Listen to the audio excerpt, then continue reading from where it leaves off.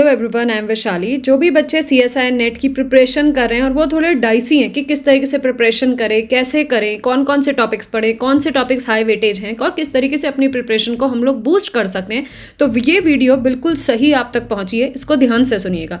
6 points मैं ऐसे बताऊंगी जो आपको प्रिपरेशन की स्ट्रेटेजी बनाने में बहुत हेल्पफुल रहेंगे। पहला, आप जब भी एग्जाम की प्रिपरेशन स्टार्ट करें या कर चुके हों, किसी नए सब्जेक्ट की तैयारी कर रहे हो, तो सबसे पहले आप सिलेबस को बहुत डिटेल में देखिए कि कौन कौन से सिलेबस के टॉपिक्स हैं जो इस सीएसआई नेट एग्जाम से रिलेटेड एग्जाम में आते हैं। दूसरा, कौन से हाई वेटेज टॉपिक हैं जिनकी वैल्यू बहुत ज़्यादा है, वैल्यू इन द सेंस कि जो ज़्यादा मार्क्स के एग्जाम में आते हैं, जिनसे ज़्यादा नंबर ऑफ क्वेश्चंस पूछे जाते हैं। दूसरा, आपको ये पता होना चाहिए ऐसे टॉपिक्स जो कम मार्क्स के आते हैं, जिनसे कम नंबर ऑफ क्वेश्चंस एग्जाम में बनते हैं।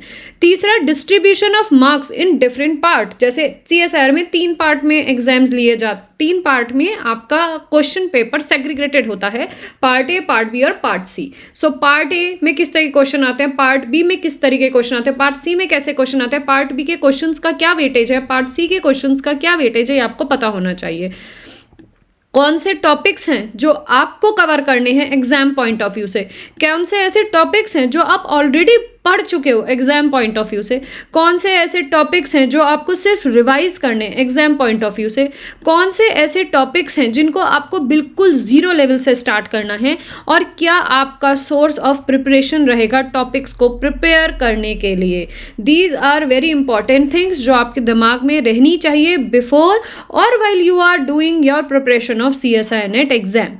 नेक्स्ट चीज, prepare the study plan. Study plan आपके पास 3 कैटेगरी में होना चाहिए। हर दिन आप क्या पढ़ने वाले हो, दूसरा आप वीकली कौन कौन से टॉपिक कवर करने वाले हो, कौन से टॉपिक का रिवीजन करोगे, थर्ड आप किस तरीके से बैलेंस्ड फोकस बनाओगे रिवीजन के लिए भी, प्रिपरेशन के लिए भी, पीवाईक्यूज प्रैक्टिस के लिए भी। So you should have a balanced strategy for that. Daily goals में 6 से 8 घंटा टॉपिक को पढ़ना।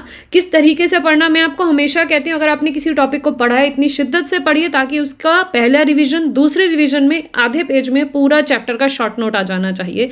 This is the way to do the go through of the chapter and then to do the 2 revisions of the chapter. इस तरीके से पढ़िएगा। Next, weekly revision आप किस तरीके से करेंगे, जो टॉपिक्स पढ़ चुके हैं उनको कब रिवाइज करेंगे, जो टॉपिक्स नए पढ़ते जा रहे हैं उनको आप कब रिवाइज करेंगे, ये प्लानिंग वीकली प्लानिंग में होनी चाहिए। बैलेंस्ड फोकस में आपको पढ़ना है कि आप कितना टाइम ज़्यादा और लगाएंगे। अगर आपको लग रहा है आपने 4 घंटे पढ़ा but still you need some more times, तो आप 1-1.5 घंटा और एक्सटेंड कर सकते हैं अपनी पढ़ाई को, आधा घंटे का या 40 मिनट का ब्रेक लेने के बाद। कौन से ऐसे टॉपिक्स हैं जो आपके अभी भी डिफ़िकल्ट लग रहे हैं और उनको आपको रेगुलर बेसिस में एक बार रिविजन हर दिन आधा घंटा रिवाइज करना ही करना है।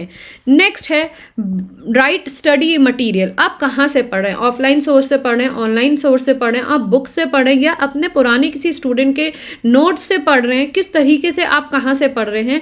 आपको राइट स्टडी मटेरियल का सिलेक्शन होना इज़ वेरी इंपॉर्टेंट। जहाँ से भी पढ़िए, आपको अपना भविष्य बनाना है तो आपको पता होना चाहिए कि आपके लिए कौन सा सोर्स ऑफ स्टडी सबसे बेस्ट है। Either it be online source or be the offline source or be the paid source or be the unpaid source or be the totally free source. It's your choice but you have to clear the exam. वो strategy आपके दिमाग में होनी चाहिए, ठीक है।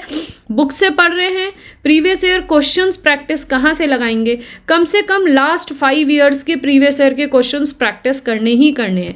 आप sources अगर ऑनलाइन सोर्स से पढ़ रहे हैं तो उनका लिंक कहीं रखा रहिएगा एक्सेल शीट बना के कि इस ऑनलाइन सोर्स से मैंने ये टॉपिक्स तैयार किए, इस ऑनलाइन सोर्स से ये टॉपिक्स तैयार किए। अगर आप सारा कुछ एक ही ऑनलाइन सोर्स से पढ़ें तो then it is well and good.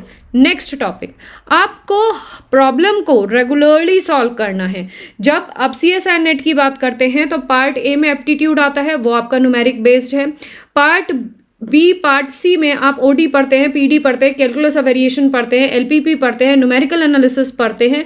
ये सारे ऐसे पोर्शंस हैं जो आपके अप्लाइड पोर्शंस हैं, उनको आपको रेगुलरली, जब तक आप प्रैक्टिस नहीं करेंगे फॉर्मूलाज बेस्ड क्वेश्चंस, या जल्दी करने की कोशिश नहीं करेंगे, या फिर एक्यूरेसी विथ द टाइम नहीं करेंगे, तो आपका क्वेश्चन भी देर में होगा और क्वेश्चन भी गलत होने के चांसेस रहेंगे। तो ऐसे क्वेश्चंस को जब भी आप प्रैक्टिस करें तो उनकी रेगुलरिटी बेस्ड प्रैक्टिस करें। ऐसा नहीं है कि महीने में एक बार या 15 दिन में एक बार कर लिया, फिर 15 दिन का गैप ले लिया, फिर तब तक तो एग्जाम ही आ जाएगा। बाय द टाइम आपको फॉर्मूला याद रहेंगे बट क्वेश्चन करने में टाइम लगेगा।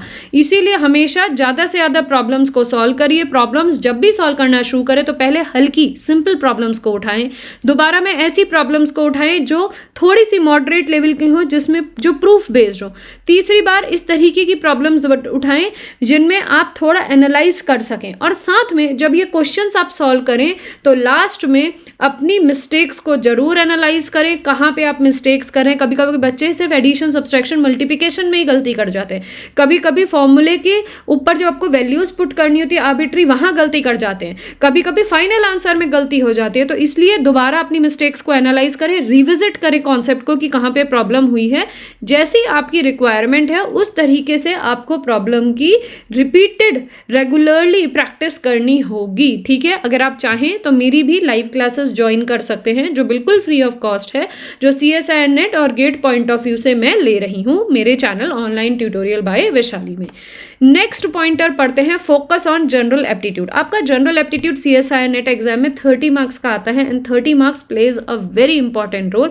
अगर 30 में से आप 15 से 17 से 20 मार्क्स तक का भी टारगेट कर सकें तो आप बहुत बढ़िया चीज़ आप हाथ में ले सकते हैं।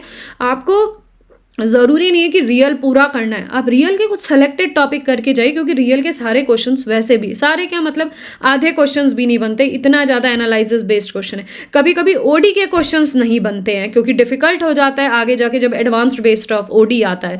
तो इंटीग्रल कैलकुलस के कुछ क्वेश्चंस नहीं बनते, कैलकुलस ऑफ वेरिएशन के कुछ क्वेश्चंस नहीं बनते हैं, कभी कभी लीनियर अलजेब्रा के डिफिकल्ट क्वेश्चंस आ जाते हैं। तो मैं यहाँ पे कहूँगी कि एप्टीट्यूड को भी एक बहुत अच्छा मोटिव लेके आपको तैयार करना चाहिए, क्योंकि एप्टीट्यूड से कम 17 से 20 मार्क्स आप टारगेट करोगे तब जाके आपके 12 से 15 मार्क्स आएंगे।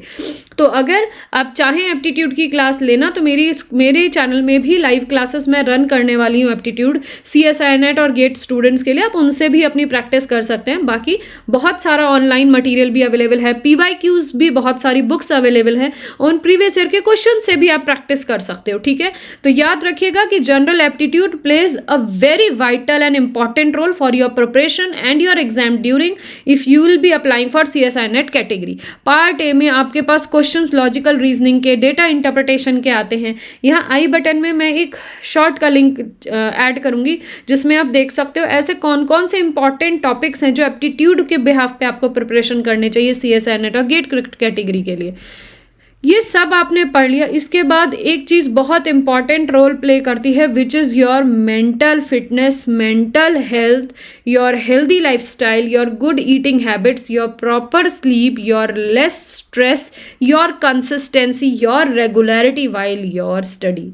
तो ये ध्यान रखिएगा जब भी एग्जाम की प्रिपरेशन करें एक स्ट्रेटेजिक अप्रोच के साथ करें ताकि आप अपनी मेंटल हेल्थ, अपनी बॉडी, अपनी ईटिंग हैबिट, अपनी लाइफ साइकिल के ऊपर भी ध्यान दे सकें, स्ट्रेस कम हो और तैयारी बहुत अच्छे तरीके से हो।